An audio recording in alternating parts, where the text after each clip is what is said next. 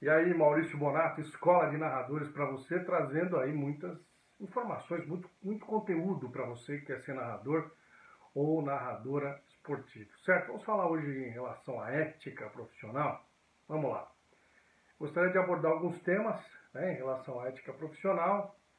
Primeiro tema, o que você acha de você exercer várias funções dentro de uma transmissão esportiva, dentro de uma empresa, né? O que você acha de exercer várias funções? Será que é legal?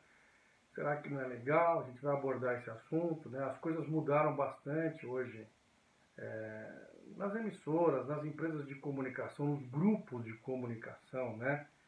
Hoje as coisas se fundiram mais, os profissionais, eles têm que exercer várias funções para poder manter-se no cargo, né, manter-se no trabalho. Então, assim, as questões são muito relativas, as questões são muito delicadas, né? Você precisa trabalhar, você precisa pagar suas contas, você tem família, e aí como é que faz? Né? Antigamente, um tempo atrás aí, isso não podia, você podia exercer no máximo duas funções, né? Por exemplo, o narrador podia ser apresentador, o comentarista podia ser apresentador, o repórter podia ser apresentador ou comentarista, entendeu? Porque existe uma fase em que os profissionais estão em transição, né? Estão passando de uma função para outra. Isso acontece bastante. Depende do desempenho, depende do tempo de casa, depende de um monte de coisa.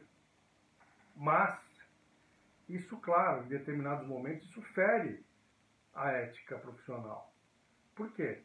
Porque existem outros profissionais trabalhando e que acabam perdendo espaço. Por exemplo, eu já vi narrador ir para evento grande sendo repórter. E o repórter que fica todo no ciclo do evento, né? Por exemplo, uma Olimpíada, existe o ciclo olímpico. São 4 anos que você se prepara, acompanha os atletas, acompanha todos os esportes e tudo mais para poder chegar na Olimpíada e trabalhar na Olimpíada. E aí o repórter fica todo o ciclo trabalhando, correndo atrás, estudando, entrevistando, fazendo contatos e tudo mais, e chega na hora de ir viajar, na hora de cortar o bolo, ou então comer o filé, ele continua roendo o osso e outra pessoa vai no lugar. Um narrador, por exemplo, vai no lugar não para narrar, mas para fazer a função de repórter. Então, assim, na minha modesta opinião, isso é um erro crasso, uma questão que fere a ética assim, gigantesca. Eu não concordo de maneira nenhuma com isso, mas as empresas fazem isso, né? Alguns profissionais deixam isso acontecer, né? Até propõem esse tipo de coisa para a chefia, enfim, e tá tudo bem, tá tudo certo, não tem problema nenhum, as pessoas acham isso normal. Eu não concordo com esse tipo de coisa, eu nunca concordei na minha carreira com esse tipo de coisa, mas enfim, as pessoas concordam e acham legal. Então, assim, hoje, o que acontece? Hoje, você olha para os narradores, eles têm que escrever, né, nos grandes grupos, escrever um blog, e até aí tudo bem. Eles apresentam, né? Eles acabam exercendo muitas funções. Eu já vi apresentador em emissora grande, cara que narra, fazer reportagem. O cara chama, ele mesmo chama o evento que ele vai, a reportagem que ele fez. Então, assim, além disso, para mim, isso é uma falta de ética enorme, e eu não estou dizendo que o profissional tem culpa, tá? Não estou dizendo isso. Acho que isso parte muito de quem manda. Se ele não fizer, ele pode perder o emprego dele. Eu, por exemplo, dificilmente faria. E aí ia perder o emprego. Mas eu não estou questionando, tá? A questão do profissional em si. Eu acho que é a empresa que não devia propor esse tipo de coisa para o profissional, na minha modesta opinião. E isso passa, para quem está assistindo em casa, geralmente é um assinante, é uma pessoa que pagou para ver aquele canal, está pagando uma assinatura mensal, passa o quê? E o pessoal é pobre de recursos, né? Não tem tanto recurso assim, porque um profissional apresenta, narra e faz reportagem. E se precisar dar um pitaco no programa lá, tem uma apresentadora, um outro apresentador, o cara também vai. Então, assim, é um profissional multimídia, né? Um profissional que faz tudo.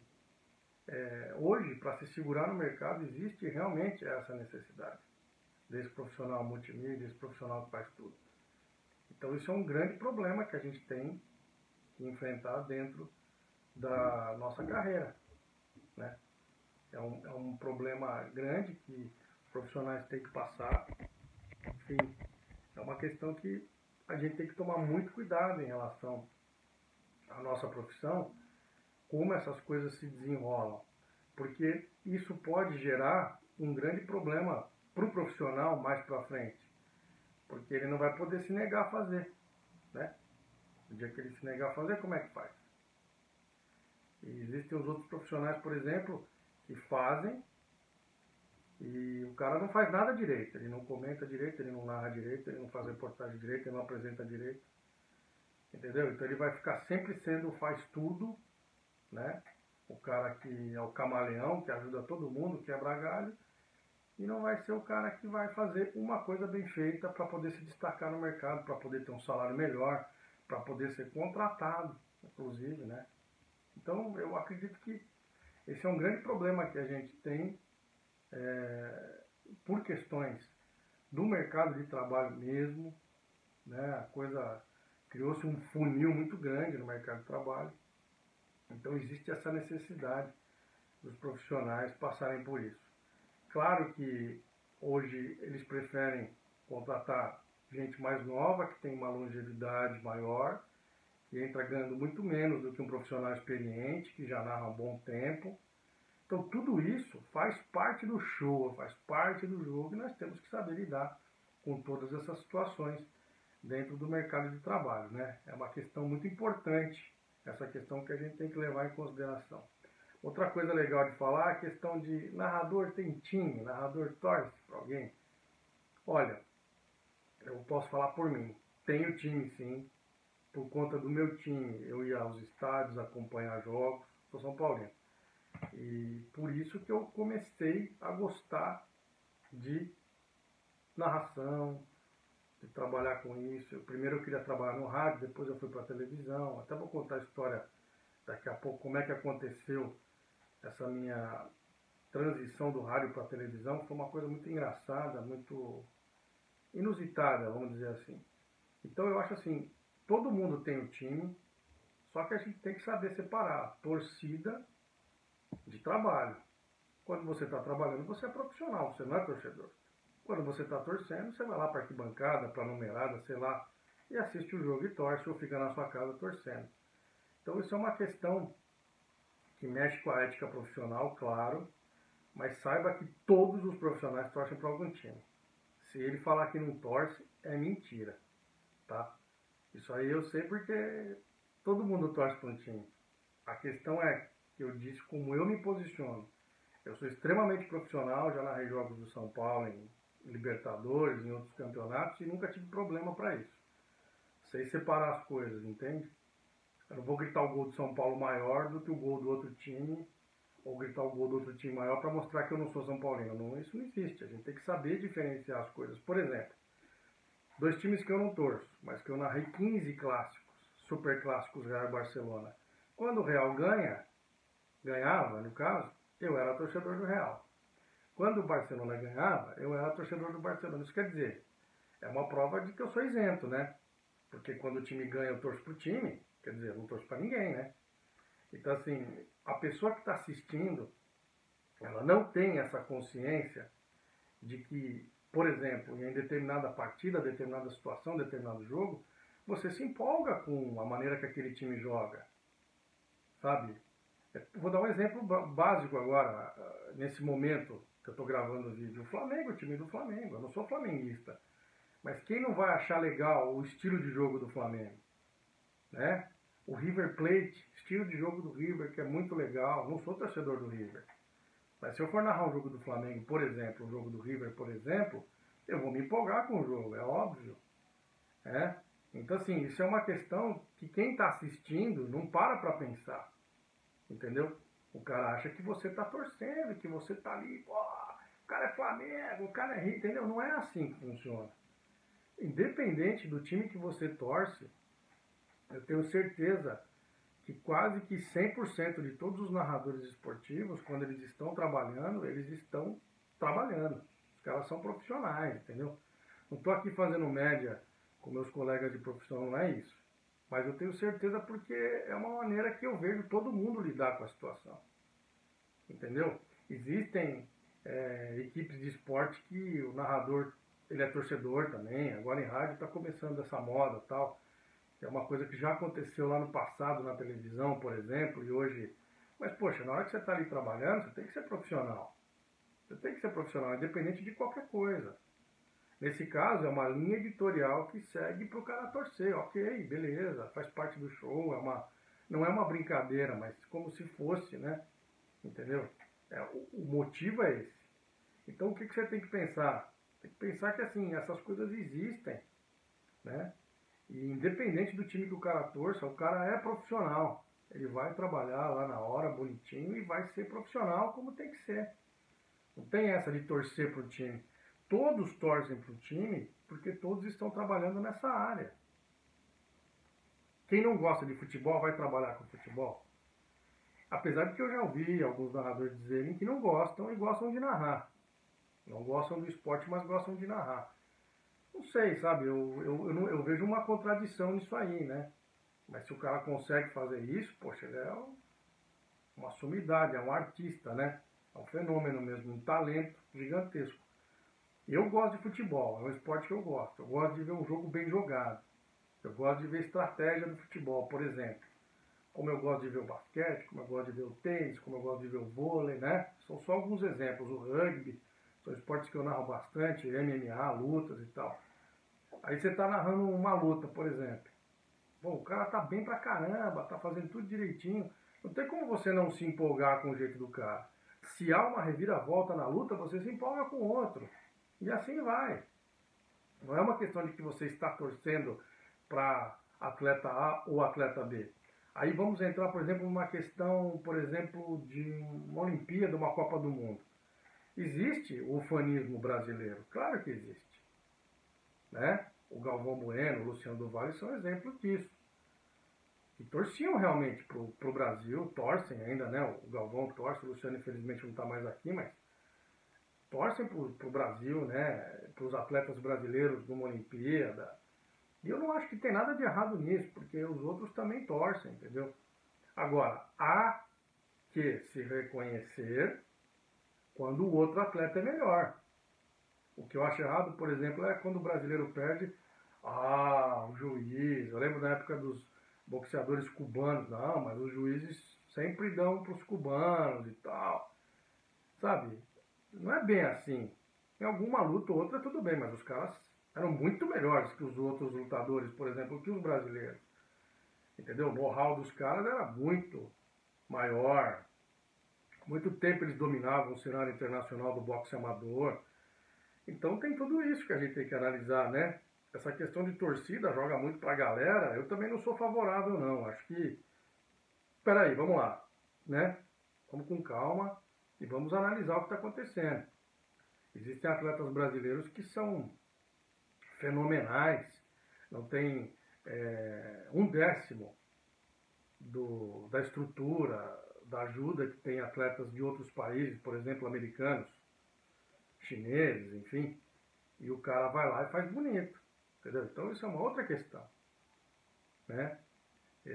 A gente geralmente torce para o compatriota da gente, né? A gente não quer que o brasileiro perca, mas enfim, isso é uma outra questão que segue também uma linha editorial, tem a ver com chamar a audiência, as pessoas acompanharem mais o jogo ou a prova, enfim, ali com aquele narrador, com aquela emissora. Então tem tudo isso que a gente tem que analisar também e tem que dar um desconto.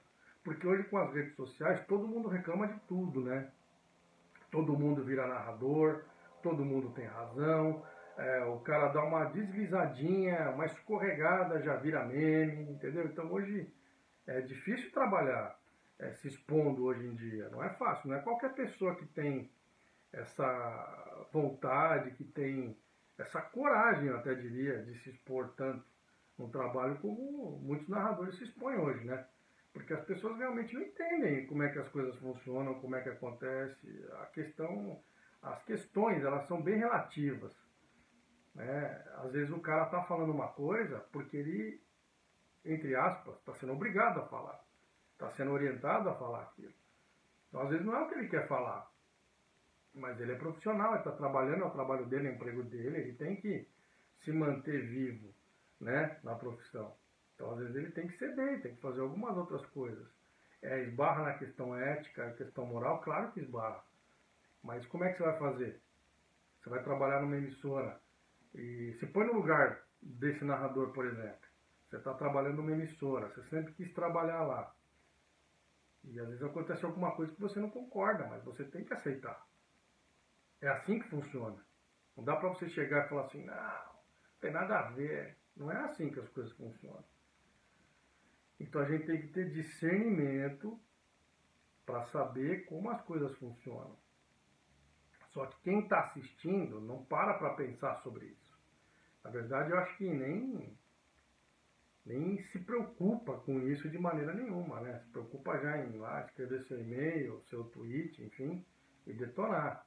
Eu acho curioso isso, né? Porque o cara está na casa dele, não está fazendo nada, podia mandar um tweet elogiando alguma coisa da transmissão, mas não, ele prefere mandar, são os haters, né? Alguma coisa criticando, detonando quem está trabalhando, né? Então eu acho curioso isso. Eu não perderia o meu tempo, nunca perdi meu tempo para criticar alguém, mesmo que eu não trabalhasse na área, né? Tem tantas áreas que eu não trabalho, tantas pessoas que fazem tantas coisas que eu não concordo, e eu não vou perder meu tempo mandando um tweet para a pessoa ou falando do que a pessoa fez, entendeu? Se eu não concordo. Existem questões aí que cada um segue uma linha de conduta, eu estou falando de mim, né? Assim como eu falei a questão de torcer e trabalhar, enfim, eu não posso falar dos outros. Em relação a torcedores, narradores que torcem, jornalistas, todos torcem para um time, mas sabem trabalhar, sabem ser profissionais, né? E eu acho assim, a questão do cara assumir o time ou não é muito particular, muito peculiar de cada um, mas não quer dizer porque ele assumiu que ele vai torcer e ele não assumiu, ele não vai torcer. Então, é uma questão de profissionalismo, né? Acho que a grande maioria dos colegas são todos profissionais, todos trabalham direitinho e não, acho que é uma questão que fica mais para o torcedor tentar adivinhar o time que o cara torce, ficar bravo, xinga o cara quando o cara critica o time, né? Isso é uma questão também que não precisa, né? Ficar criando tanto ódio assim nas redes sociais. Você tem que defender uma vez. Eu estava falando de um jogador do Palmeiras, eu não vou lembrar quem que era. Isso aí foi 2012, 2011, acho. E esse jogador estava sendo pretendido pelo Real Madrid. E eu falei na transmissão, lá no Campeonato Espanhol, que ele ia dar um upgrade na carreira, ia sair do Palmeiras e ia pro Real Madrid. Pô, o cara mandou uma mensagem me esculachando, falar quem era eu para falar. Mas se você perguntar pro jogador, ele vai falar que ele está dando um upgrade na carreira. Não sou eu que estou falando. Ele vai falar. Hoje os meninos se formam nos times para sair para ir para a Europa. Ele vai ganhar mais, ele vai estar num time que tem mais visibilidade, que tem mais dinheiro. Sabe? Não dá para comparar o nosso futebol hoje com o futebol europeu. Não tem como ainda comparar. Sabe? Nem o River e o Boca dá para comparar com os times europeus. Que são times badaladíssimos na América do Sul. E isso não tem demérito nenhum para os times daqui. É uma situação que é assim. E o Palmeiras da época nem estava com tanto dinheiro quanto tem hoje, tão bem quanto está hoje. Né? Então, eu não falei de maneira nenhuma para depreciar o Palmeiras. Eu falaria para qualquer time. Né? E o jogador foi. Vê agora o Pablo Mari aí, o zagueiro do Mari, né? Zagueiro o espanhol que era zagueiro do Flamengo. Ganhou tudo no Flamengo, foi jogar na Inglaterra, no Arsenal. E aí? Por que ele não continua no Flamengo? Entendeu? Os caras querem voltar para jogar na Europa. É diferente o futebol europeu, eles estão mais acostumados. A visibilidade é outra, eles disputam campeonatos que aparecem mais. É assim, infelizmente, nós estamos somos o país do futebol, mas estamos aí abaixo deles ainda. Vai demorar para a gente poder chegar no nível deles. É assim que funciona. Não sou eu que determino isso. Eu só fiz um comentário e acabei gerando problema. Mas essas coisas acontecem. Vou falar agora da questão por que eu fui para a TV em vez de continuar no rádio, né? Então eu comecei na Rádio Bandeirantes em 96 e eu queria ser narrador de rádio. Então eu ficava imitando o Fiore Gilhote, escutava os jogos lá do São Paulo, ele narrava. Peguei aquela época de ouro, né? Que o São Paulo do Cilinho, os Menudos do Morumbi e tal, Miller, Careca, Silas, Sidney, Pita, aquele timaço. E eu ficava imitando o Fiore. Eu tinha um gravadorzinho que eu não lembro nem como apareceu na minha casa, eu acho que um tio meu me deu. Eu não sei nem onde está, aqueles que tinham umas fitinhas pequenas. O pessoal mais novo nem sabe do que eu estou falando, né? Mas o pessoal da minha idade sabe. Era um compridinho assim, ele parecia um controle remoto assim, tinha uma pilha pequenininha que você colocava e tinha uma fita pequenininha. Então você podia gravar e regravar em cima daquilo sem problema nenhum. E eu ficava imitando o Fiore e tal, não sei o quê, e eu imitava parecido com ele, sabe? Eu fazia a voz bem parecida, eu sempre fui fã do Fiore Gilhote, né? Que Deus o tenha também, um dos grandes mestres que eu tive. E o tempo passando e tal. Quando eu entrei na Rádio Bandeirantes, fiz uma entrevista muito louca lá, achei que não ia dar certo, acabou dando, entrei para ser estagiário. E eu falava para todo mundo, é uma dica que eu dou para vocês que querem ser narradores e narradoras. Eu falava para todo mundo, falava abertamente que eu queria ser narrador.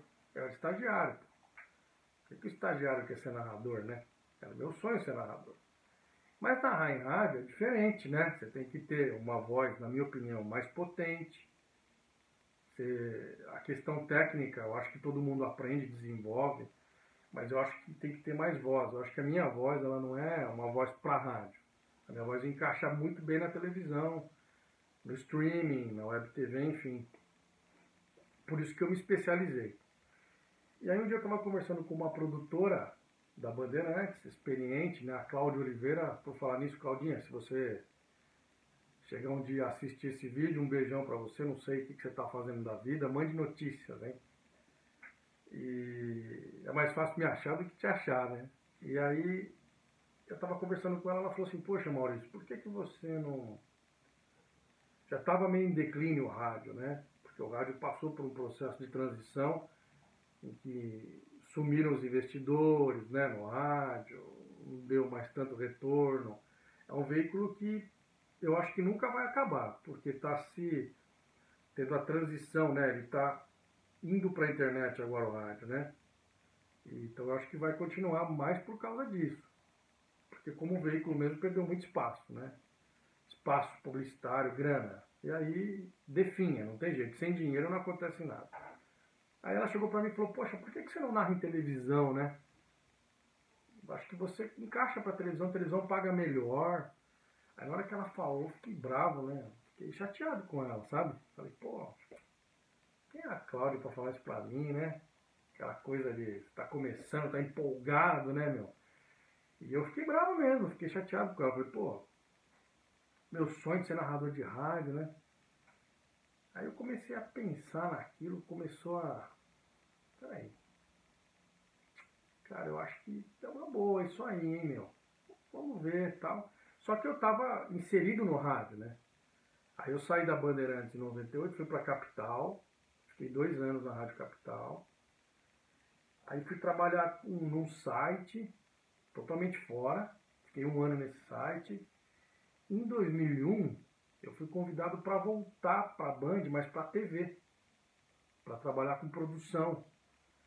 Na época que a Trafic estava na Band ainda, que eles produziam os eventos, eu fui trabalhar na equipe de eventos. Então eu produzia todo o conteúdo que os narradores utilizavam, né?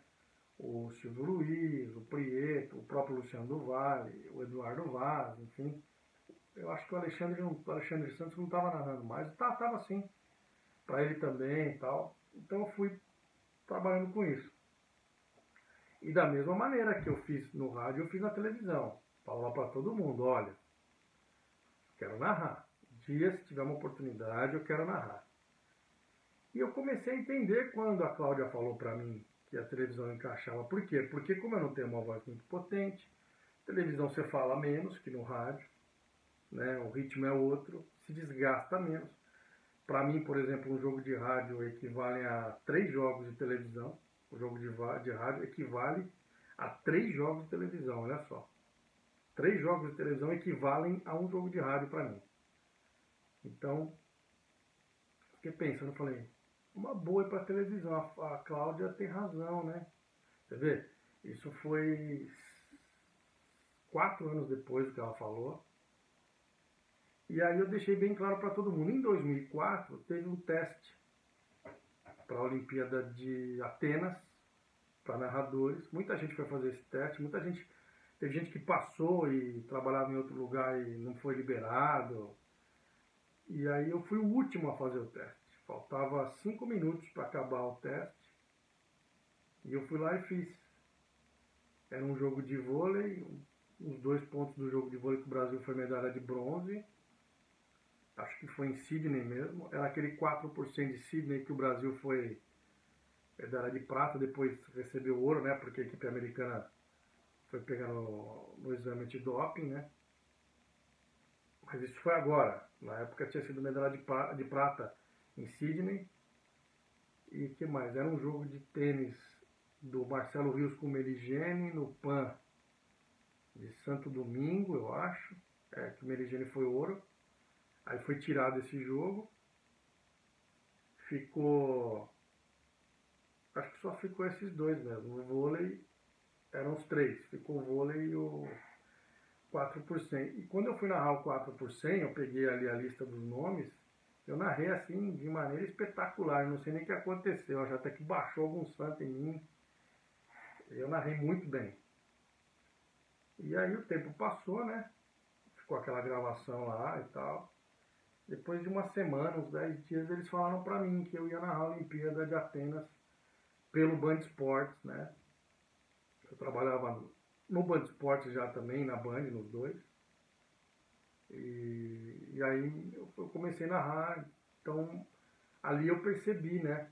Que a Cláudia tinha razão. Então, por isso que eu falo, é uma história que serve para qualquer um de vocês que querem ser narradores e narradoras, porque às vezes alguns toques são dados para a gente e a gente não se liga, a gente não escuta, a gente não percebe a importância daquele toque para a gente. E aí o tempo vai passando e você começa a perceber que a vida mesmo vai te levando para esse caminho. É muito interessante isso, né? É uma coisa que a gente não tem muita noção, muito controle de saber lidar. No primeiro momento, a minha reação foi de repulsa, né? Não queria aquilo para mim. Eu queria ser narrador de rádio. E aí o tempo foi passando. Existem profissionais que trabalham no rádio, na televisão e narram. Eu acho muito difícil fazer as 2 coisas bem feitas. Pouquíssimos fazem muito bem feito os 2. Eu acho que mistura muito. Não é uma questão de talento, é uma questão de prática mesmo. O cara vai para a televisão e fica mais rápido, vai para o rádio às vezes fica mais lento. Hoje a mania é gritar bastante, todo mundo está gritando, tanto na televisão quanto no rádio. Me parece que a audiência gosta muito disso, né? Aqui não é nenhuma crítica, tá? Eu só estou dizendo o que acontece. Existem as linhas editoriais, né, que seguem essa gritaria ou não.